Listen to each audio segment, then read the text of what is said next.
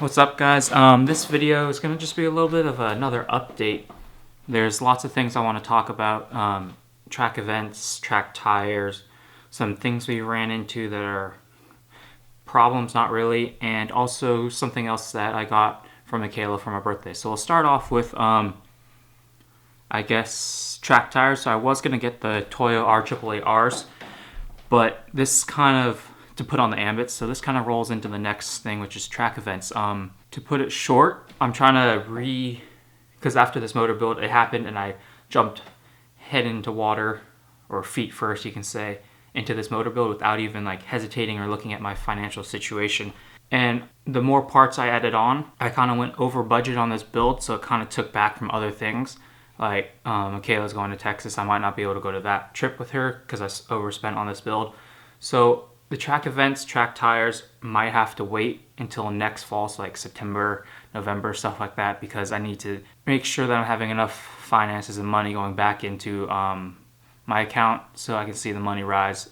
Because Michaela and I were talking about it, I wanted to go to March 25th track day with a bunch of my friends, but I didn't account for that I need the Toyo R888Rs, which are about $1,100, and then installation. I didn't account for the gas that I'm using to fill up, so there's 4 E85 jugs, a full tank of E85 to almost get there, and then a refill to get home.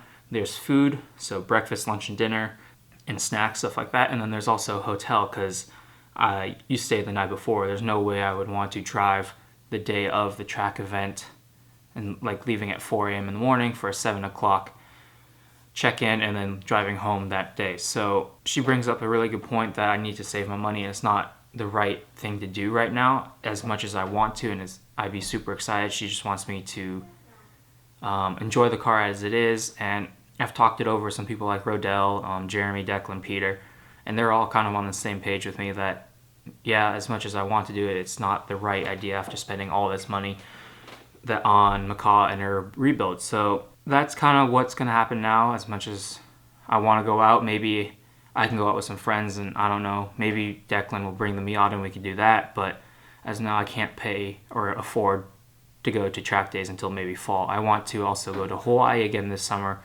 so that's a big expense. You got the flight, hotel, food, and it's kind of a tradition that we go every year, and I don't want to be the first year of not going because I spent too much on my car, which Michaela's already a little uneasy about. The next thing I was going to talk about is some hiccups that we ran into. So like I kind of mentioned in the video before, the Wiseco boost line rods haven't even hit production yet, so we canceled my order with those. I went with mainly tough rods like Rodell.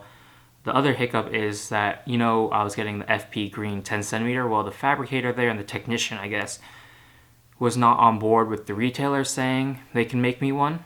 He said, I'm not going to do it, it's not going to work, something like that.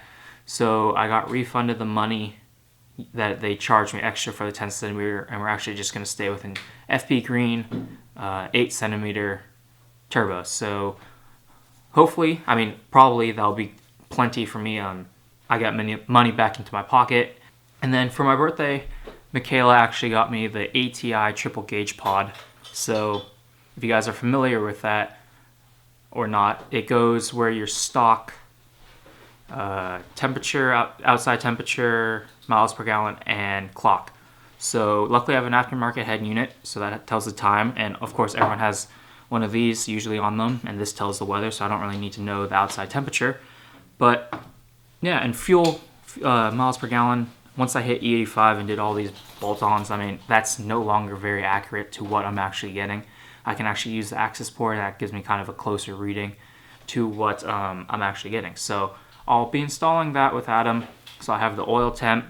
She got me a boost gauge, so I need one more gauge. I'm not sure what I'm going to do yet, but that's it for this video. Kind of brief overview. Oh, huge news if you stayed this far.